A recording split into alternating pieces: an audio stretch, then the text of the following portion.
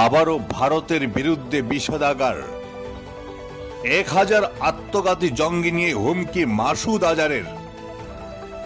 ভারতের বুকে আবারও রক্তক্ষয়ী হামলার হুঁশিয়ারি দিল নিষিদ্ধ জঙ্গি সংগঠন জৈশ-ই মোহাম্মদ প্রধান মাসুদ আজার।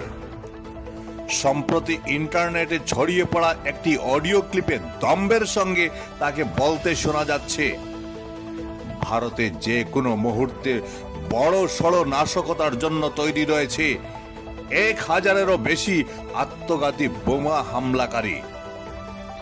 ভাইরাল হওয়া ওই ভিডিও ক্লিপে আজারের দাবি, সংখ্যাটা 100 বা 200 নয়, 1000-এর বেশি জঙ্গি প্রস্তুত রয়েছে।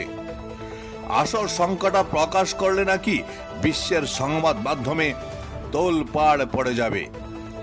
তার যোদ্ধারা জীবনের মায়া ত্যাগ করে শাহাদাত বা শহীদ বরণের অপেক্ষায় রয়েছে। কিন্তু কেন এই হঠাৎ আস্ফালন? বিশেষজ্ঞদের মতে এই হুমকি আসলে মাসুদের মরিয়া প্রচেষ্টা।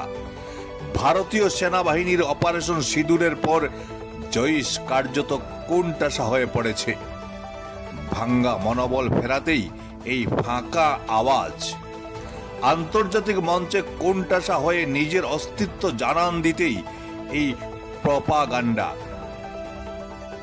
অডিওটির সত্যতা বা তারিখ যাচাই না করা হলেও বিষয়টিকে হালকাভাবে নিচ্ছে না নয়াদিল্লি। সীমান্ত এবং স্পর্শকাতর এলাকাগুলোতে নিরাপত্তা ও গোয়েন্দা তৎপরতা বাড়ানো হয়েছে।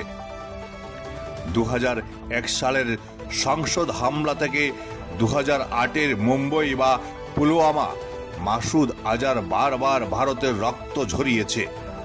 তাই রাষ্ট্রপুঞ্জ ঘোষিত পাকিস্তানের আদরে থাকা এই জঙ্গির প্রতিটি পদক্ষেপকে কড়া নজরে রাখছে কেন্দ্র। শান্তি বিঘ্নিত করার চেষ্টা করলেই মোক্ষম জবাব দেবে ভারতীয় সেনা।